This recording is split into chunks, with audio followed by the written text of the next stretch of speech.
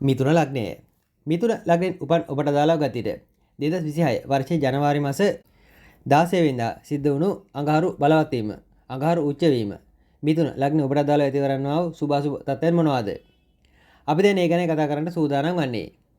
මිතුන ලග්නේ ඔබගේ ලග්නාධිපති බුධ මේ වන විට සිටින්නේ ධනු රාශියේ. බුධත් මකරයට ගමන් කරනවා ජනවාරි 17 වෙනිදා දින. රවි බුධ සිකුරු ඒ තිදෙනාමත් දැන් සිටින්නේ මකරයේ.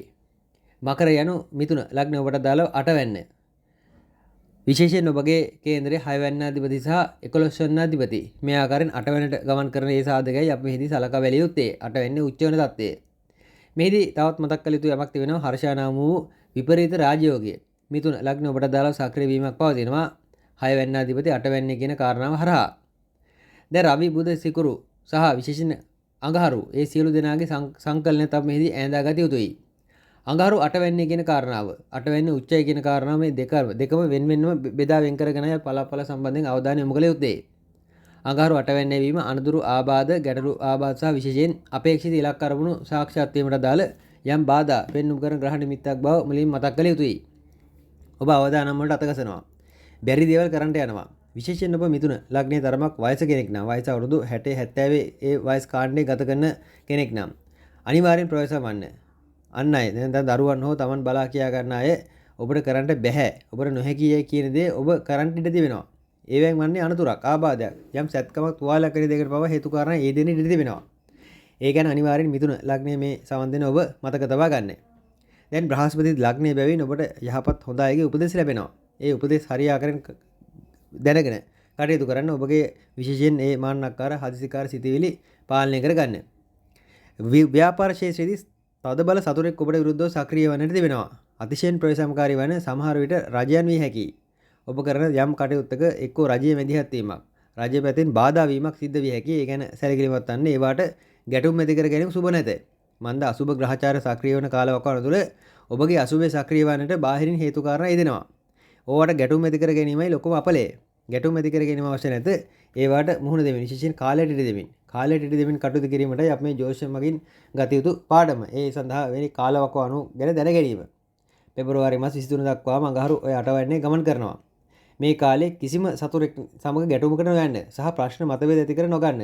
සෑම විටකදීම Taman කරන දේ හරියට සිද්ධ කරමින් ඒ හරි විදිහටම කරන්න උත්සාහ කරන්න.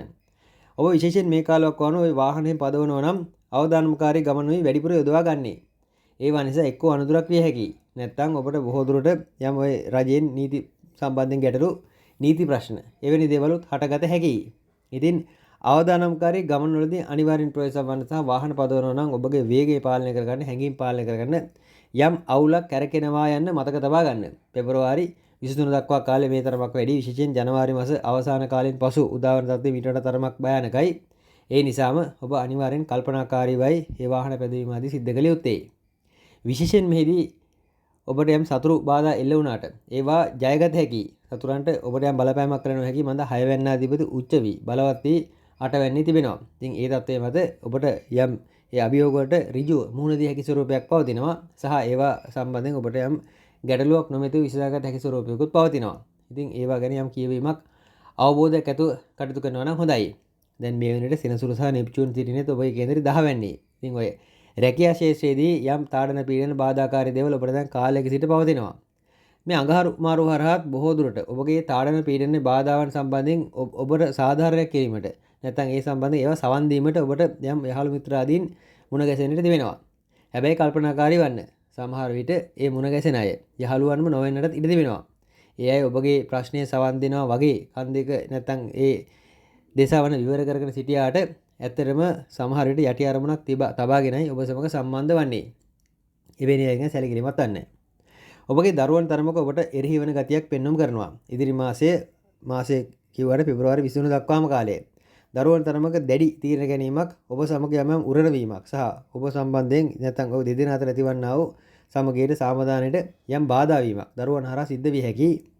දරුවන් බොහෝ දුරට දැඩි තීරණ වලට යනවා නම් ඔබට තිබෙන්නේ නිශ්චලව සිටින්න. කාලය විසින් ඒවා විසඳනවා. ඉතින් ඒ ග්‍රහචාර ආදී පරීක්ෂා කරව බලා උප්පත්ති කේන්ද්‍ර ආදී පරීක්ෂා කරව බලා ගැටලුවක් තිබෙනවා නම් ඒ විසඳ ගැනීමට උත්සාහ කිරීම අවශ්‍ය වන්නේ. හැබැයි දරුවන් තරමක දැඩි වෙන ගතියක් පෙන්වුම් කරනවා. ඉතින් එහෙම වුණා කියා ඔබ කලබල වීම අවශ්‍ය නැත.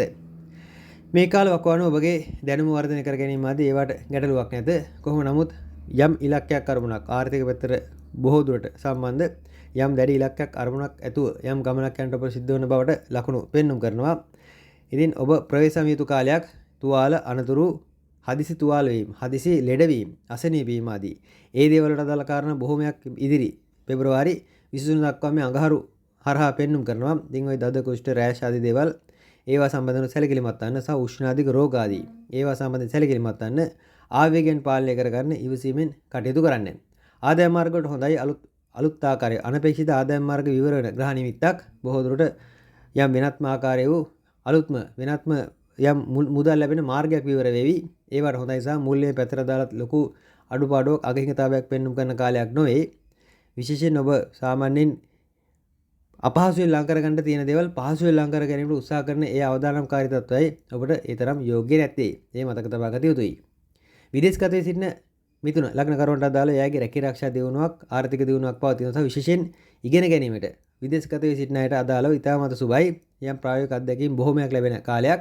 සමහර විට ප්‍රායෝගික පුහුණුවක් වැනි දෙයකට ඔබ විදේශගතව ඔබ යොමු කරන්නත් ඉඩ දෙනවා. ඉතින් ඒවට ගැටලුවක් නැත. රටවල් වෙනස් කිරීම මාරු කිරීම ආදී අදාළවත් මේ කාලේ ලොකු ගැටලුවක් නැති නමුත් අවදානම් වැඩවලට නම් අත නොකසන්න සෑම දේම පරීක්ෂා කර බලා 3-4 පැත්තක් පරීක්ෂා කර බලා ස්ථිර නම් ස්ථිරසාර නම් පමණක් ඒ කටයුත්තට අත කසන්න උත්සාහ කරන්න. නැත්නම් ඔබට බොහෝ දුරට සිද්ධ වන්නේ අතරම යහපත් පැත්තට වඩා අයහපත් පැත්තට දාලා කාරණාවක් බවයි බැලු බැලමට පෙනෙන්නට දෙවෙන්නේ. සමස්තයක් ලෙස මේ කාල වකවානුව මේ වාහන පැදීම් කියන කාරණාව තමයි වැඩිපුරම සැලකිලිට ගත යුත්තේ. තව පැත්තක් තිබෙනවා ව්‍යුහය සම්බන්ධිත තත්ත්වය. ව්‍යුහයේදී ඔබගේ කලත්‍රයගේ යම් ඔබට ගැළපෙන්නේ නැති ඔබ ඊතරම් අනුමත කරන්නේ නැති යම් හැසිරීම රටාවල් ක්‍රියාත්මක කරන්නට ඉඩ දෙවෙනවා. ඒවා තරමක් ඉවසීමෙන් වදාරන්න.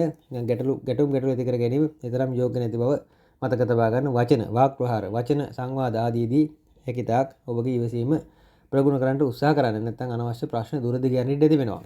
ඔබට යමක් කළ හැකි විශේෂයෙන් ඔබට අනිත්‍ය බෑ කියන දේවල් ඔබට කළ හැකි ශක්තිය ඔබට ලැබෙනවා. මේ අඟහරුගේ බලවත් වීම හරහා අනිවාර්යයෙන් මේ ශක්තිය ඔබට ලැබෙනවා. හැබැයි ඒ ඔබට යම් පාඩුවක් වෙන අලාභයක් වෙන දෙයක් නොවිය යුතුයි. ඒ ගැන ඔබ ඒ පැත්තයි ඔබ කළමනාකරණය කරගත යුත්තේ. ඒ ගැන මතක තබා ගන්න.